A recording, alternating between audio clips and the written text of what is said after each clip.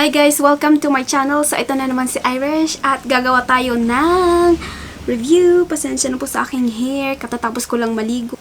So, mamaya ayusin ko yan. So, ngayon, ang gagawin natin is magre-review tayo ng itong binili ko na JEJU Ice Fresh from Skin Love. Tapos, kung nakakita nyo, I'm not sure kung nakakuha siya ng camera, pero yan, basa-basa pa siya. Totoong basa yan, ha. Yan. Yan, basa-basa. Oh. Kuha ba? Yan, oh. Yan. Kasi nilagay ko siya sa ref. Kasi ang sabi niya doon, optimum daw ang makukuha mo na result pag ni-refrigerate mo siya. Ito yun. Yan. So, yan. So, may drawing na tubig, pero meron talagang tubig-tubig yan. So, ang daming nag-aano dito sa YouTube, kaya na-curious naman ako kasi nga, anything na pang skin, kasi nga, hindi naman talaga ako gumagamit ng makeup in everyday basis. Parang yung lagi kong ginagamit is lipstick, tapos parang kung mag-lipstick nga ako, parang once a week. Parang ganun. So, mas prefer ko talaga yung mga skin something. So, maraming nag-review. Wala pa akong napanood. Basta lagi ko lang nakikita sa mga alam mo yung mga thumbnail, yung JEJU Ice. Tapos, maganda, mga ganun-ganun. So, itry natin. So, ito yung from Skin Lab. Sabi nga nila, the best daw na makeup is yung skin na maganda. So, hindi mo na kailangang mag-makeup. Hello? Kung maganda yung skin mo, which is, totoo naman. Yan, may tubig-tubig pa kasi nilagay ko siya sa ref. Oh, by the way, binili ko ito sa Watsons ng focus mo naman. Yan, 109. Baliktad kasi. Yan, huwag naman ako. Basta guys, it is, yan, 199 pesos siya from Watson. Yan. Tapos nga pala itong nail ko. Yan. Itong nail art ko, ako yung gumawa.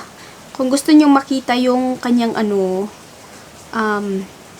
ilalagay ako ng link dito. Or dito sa baba. Kung paano ko siya ginawang matte and everything. Basta, if you're interested, I'll put the link below.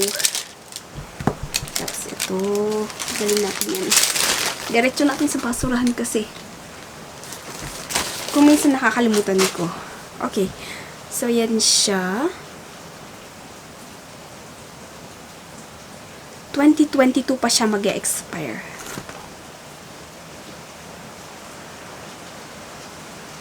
So, nakalagay dito yung kanyang mga expiration. 2022. So, sabi niya rito, paraben-free. It contains extract from JEJU Aloe Soothing Gel Lotion with cooling effect. Paraben-free. 300 ml siya. Bakit kaya puti no? Oh.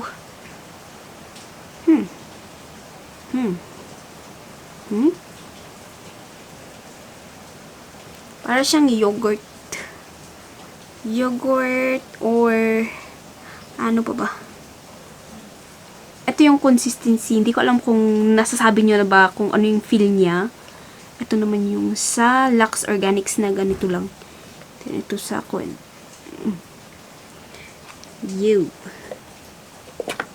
tapos, yan yung itsura niya.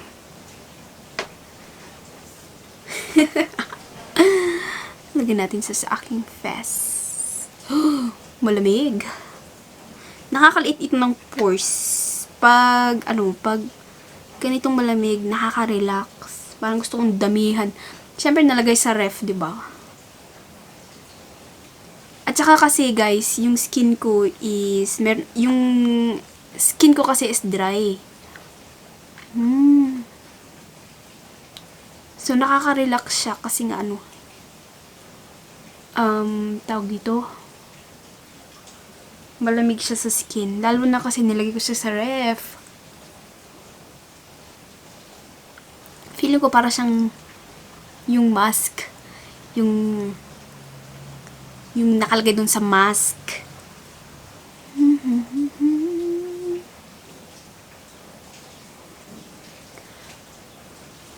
So, and guys, hindi kong matuyo ito and then may makeup lang ako and then I'll get back to you.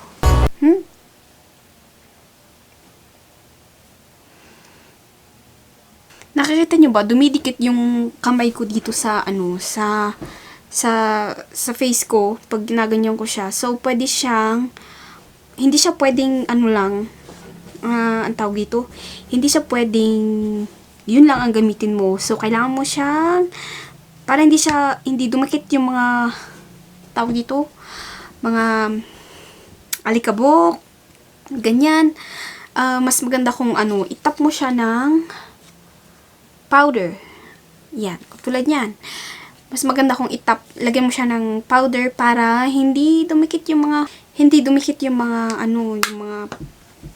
mga alikabok. Yan. Tapos yun.